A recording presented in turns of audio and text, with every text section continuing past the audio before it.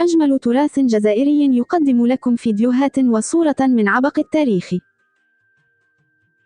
وقبل ذلك لا تنسوا الاشتراك في القناة وفعل جرس، ولا تنسوا الإعجاب على الفيديو.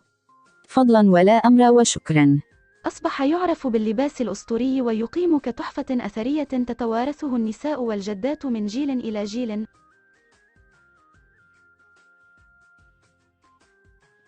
صورة للمرأة جزائرية من أولاد نايل تزين نفسها وتلبس اللباس التقليدي النايلي.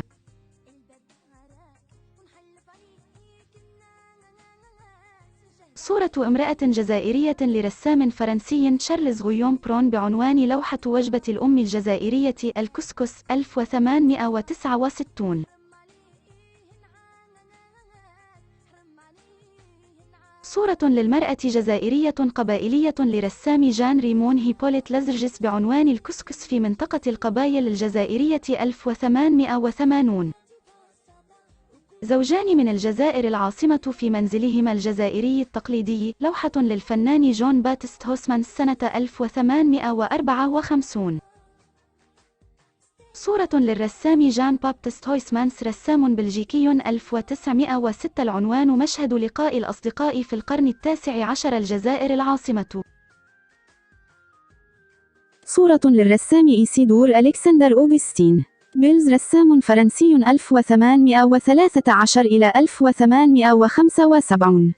العنوان: عائلة القبيل تحضر الكسكس، القرن التاسع عشر في منطقة القبائل في الجزائر.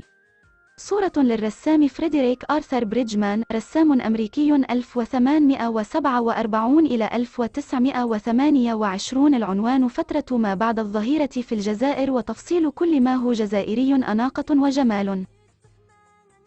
إذا أحببتم هذا النوع من فيديوهات أن أحضر صورة قديمة وأتكلم عليه، اكتب في التعليق وشكرا.